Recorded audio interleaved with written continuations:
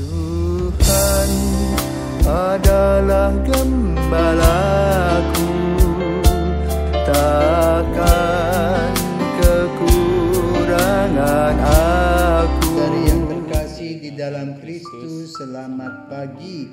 Salam jumpa lagi dalam Sabda Siap Saji, edisi Minggu 16 April 2023, Minggu pekan kedua Paskah. Marilah kita berdoa dalam nama Bapa dan Putra dan Roh Kudus. amin.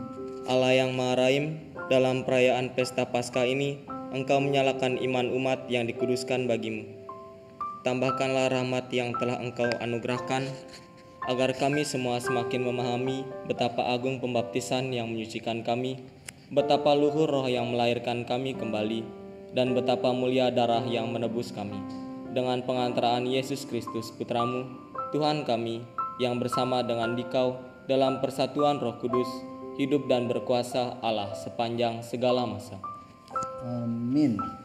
Tuhan bersamamu dan bersama rohmu. Inilah Injil Yesus Kristus menurut Yohanes. Dimuliakanlah Tuhan.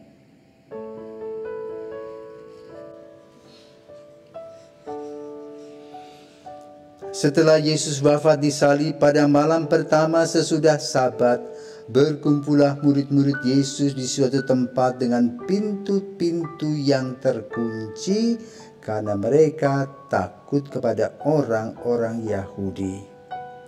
Pada waktu itu datanglah Yesus berdiri di tengah-tengah mereka dan berkata, "Damai sejahtera bagi kamu." Sesudah berkata demikian, Yesus menunjukkan tangan dan lambungnya kepada mereka. Murid-murid itu bersuka cita ketika mereka melihat Tuhan. Maka kata Yesus sekali lagi, "Damai sejahtera bagi kamu. Sama seperti Bapa mengutus aku, demikian juga sekarang aku mengutus kamu." Dan sesudah berkata demikian, Yesus menghembusi mereka dan berkata, "Terimalah Roh Kudus. Jikalau kamu mengampuni dosa orang, dosanya diampuni. Dan jikalau kamu menyatakan dosa orang, tetap ada, dosanya tetap ada." Pada waktu Yesus datang, Thomas, seorang dari ke-12 murid yang juga disebut Didimus, tidak ada bersama-sama mereka. Maka kata murid-murid yang lain itu kepadanya, "Kami telah melihat Tuhan." Tetapi Thomas berkata kepada mereka, "Sebelum aku melihat bekas paku-paku pada tangannya, dan sebelum aku mencucukkan tanganku ke dalam bekas paku itu, dan mencucukkan tanganku ke dalam lambungnya, sekali-kali aku tidak akan percaya." 8 hari kemudian murid-murid Yesus berada kembali dalam rumah itu dan Thomas bersama-sama dengan mereka. Sementara pintu-pintu terkunci, Yesus datang. Ia berdiri di tengah-tengah mereka dan berkata, "Damai sejahtera bagi kamu." Kemudian Yesus berkata kepada Thomas, "Taruhlah jarimu di sini dan lihatlah tanganku. Ulurkanlah tanganmu dan cucukkan ke dalam lambungku. Dan jangan engkau tidak percaya lagi, melainkan percayalah." Thomas menjawab kepadanya, "Ya Tuhanku dan Allahku." Kata Yesus kepadanya, "Karena telah melihat aku, maka engkau percaya. Berbahagialah mereka yang tidak melihat namun percaya." Memang masih banyak tanda lain yang dibuat Yesus di depan mata murid-muridnya yang tidak tercatat dalam kitab ini. Tetapi semua yang tercantum di sini telah tercatat supaya kamu percaya dalam dan bahwa Yesuslah Mesias, Anak Allah, dan supaya oleh imanmu kamu memperoleh hidup dalam namanya. Demikianlah sabda Tuhan. Terpujilah Kristus. Romo, saya mau bertanya. Tadi kan diceritakan bahwa Thomas tidak percaya Yesus bangkit sebelum ia melihat sendiri bahwa Yesus berjumpa dengannya. Tetapi di satu sisi manusia itu kan percaya kalau memang ada bukti. Menurut Romo salah atau tidak tindakan yang telah dilakukan oleh Thomas? Selamat pagi David. Kita bicara tentang kebangkitan yang boleh dikatakan tidak dialami oleh manusia dari zaman ke zaman kecuali saat itu. Dan setelah Yesus bangkit, apakah ada juga orang-orang yang bangkit? Ada? Tidak ada. Hanya satu itu yang unik. Apakah wajar kalau para murid tidak percaya? Wajar. Karena memang secara alamiah orang sudah meninggal ya selesai. Tinggal sebuah nama kan? Ya. Jadi berita tentang kebangkitan itu juga menggunakan logika. Logikanya menyatakan bahwa manusia mati. Manusia mati dikubur selesai. Kalau ada hal-hal di luar itu, orang tidak percaya. Karena itu di luar nalar.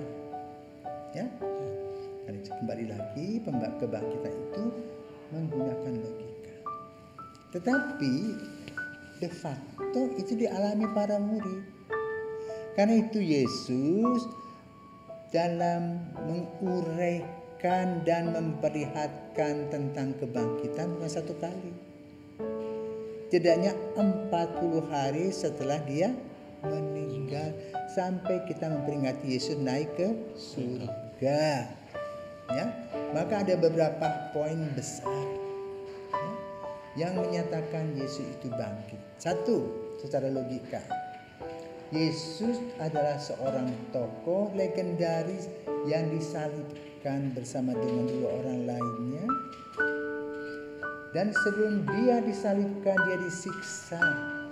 Bayangkan, dari mulai hasil penghakiman mengatakan salibkanlah dia, salibkanlah dia, salibkanlah dia. Ya, maka kemudian tangan Yesus diborgol, dibawa ke rumah Kayafas, diikat, ditempeleni, diludahi. Ya.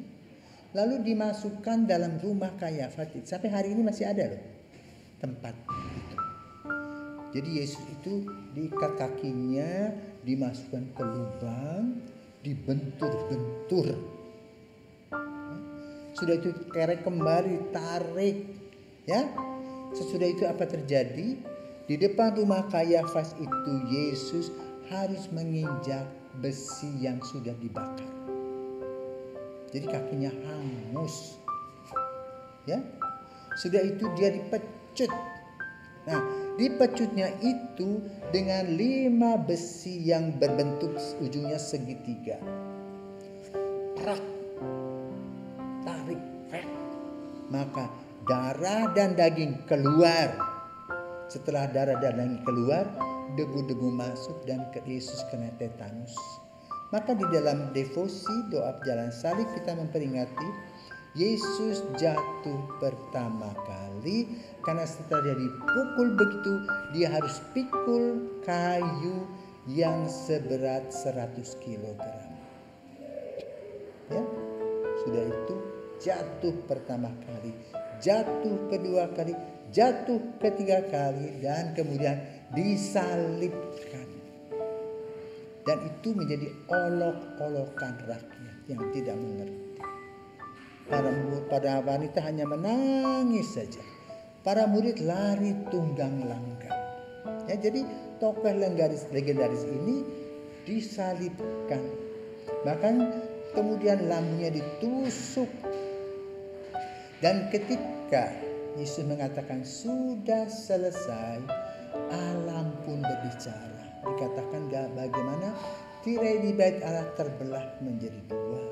Ada halilintar. Jadi boleh dikatakan dunia seperti berduka.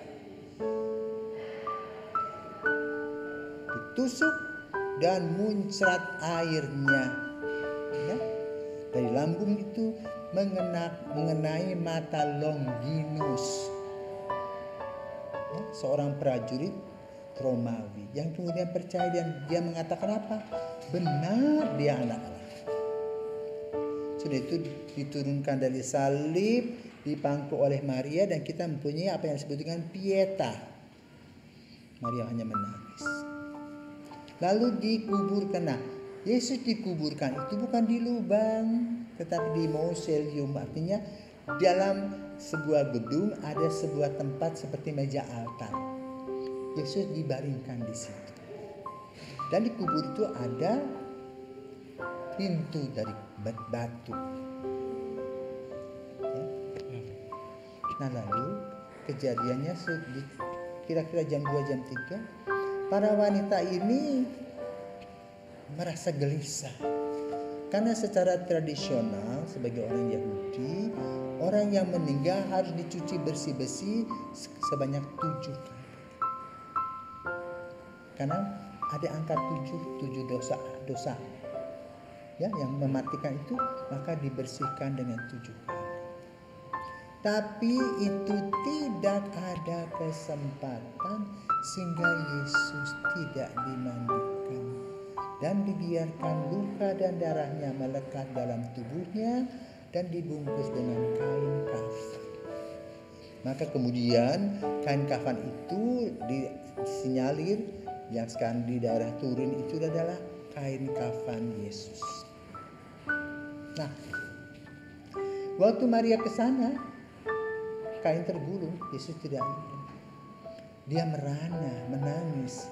Maria kehilangan Yesus. Maka dia mencari dan bertemu dengan Yesus di kebun. Maka dia lari mencari Petrus dan Yohanes. Maka Petrus lari melihat dan betul tidak ada tubuhnya. Kemudian tahap kedua, Emmaus, ya, pemuda Emmaus yang frustrasi pulang kampung ngomel-ngomel dan Yesus hadir di situ. Yang ketiga, mereka sedang berkumpul di rumah, Thomas tidak ada. Mereka makan dan Yesus datang dan mengatakan damai sejahtera padahal kunci tertutup. Ketika mereka sudah bertemu dengan Yesus, Thomas datang dan mereka memberitakan kabar gembira tadi. Apa jawab Thomas? Sorry, aku nggak percaya sebelum aku misalkan begitu. Ya, nah, lalu Yesus datang. Thomas dipegang. Nah, jadi kita lihat prosesnya. Pertama melihat, ya, melihat kosong, makan kosong. Juga mereka melihat Yesus makan, melihat. Kemudian kedua, mendengar. Yesus berkata, damai sejahtera. Kok kamu bingung toh? Kenapa kamu gak percaya? Ya? Hantu kan tidak ada tulang dan dagingnya seperti yang ada padaku. Dengar, lihat, dengar. Masih belum percaya. Sekarang prosesnya dengan Thomas. Dipegang dia. Padahalnya ada tulang dan dagingnya Yesus itu seperti yang dia katakan. Maka lengkaplah berita tentang kebangkitan Yesus. Ya. Nah, hari ini kita merayakan Minggu Kerahiman. Tadi kita mulai dengan Longinus, ya, yang tusuk lambungnya, muncrat airnya, mata kataraknya sembuh. Ya. Kemudian pada abad ke-17, jauh nih, 1600 tahun sesudah peristiwa Yesus ditusuk itu, Yesus memberitakan kepada Santa Margareta Alacoque tentang hati kudus Yesus yang berkobar-kobar. Maka dia pesan supaya orang merayakan, mengingatkan hati kudus Yesus setiap Jumat pertama. Maka pada saat kita ada yang disebut dengan Misa Jumper. hatinya berkobar-kobar. Hati yang berkobar-kobar itu menggambarkan cinta yang luar biasa dari Yesus bagi kita. Jauh sesudah itu muncullah Santa Faustina.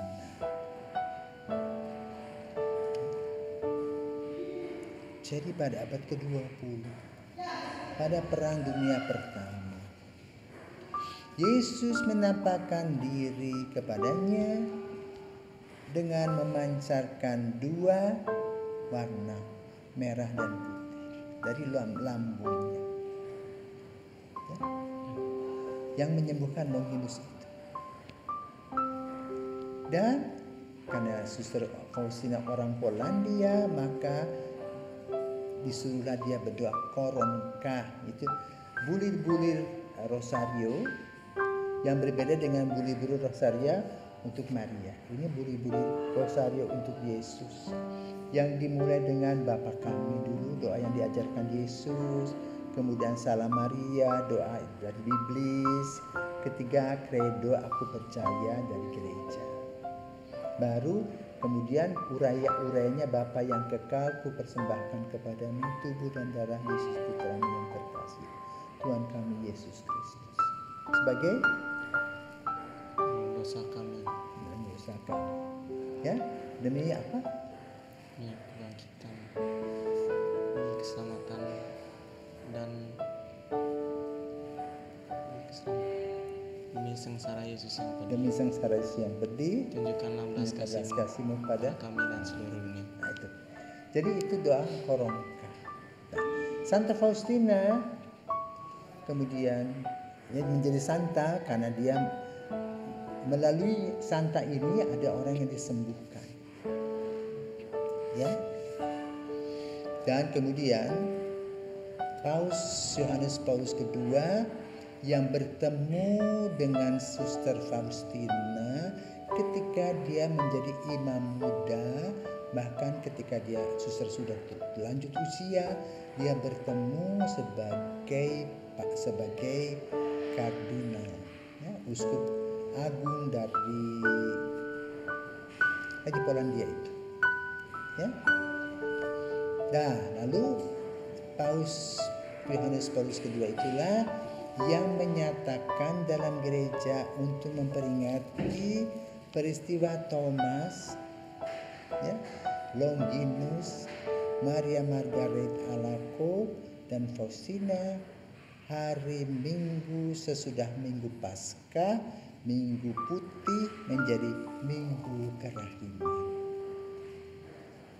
Artinya apa? Allah itu Maha Rahim. Biarpun kita penuh dengan luka-luka dan dosa, luka-luka itu akan disembuhkan dan dosa-dosa kita itu akan diampuni. Seperti Thomas yang tidak percaya, justru Yesus datang, memegangnya dan menunjukkan kepadanya, ini loh aku dengan keadaanmu. Dan dia disembuhkan dengan berkata, ya Tuhanku dan Allah. Semoga kita juga mempunyai pengalaman dipegang oleh Yesus dan kita berkata, ya Tuhanku dan Allah. Selamat merayakan hari Minggu Kerahiman. Tuhan senantiasa memberkati kita. Amin.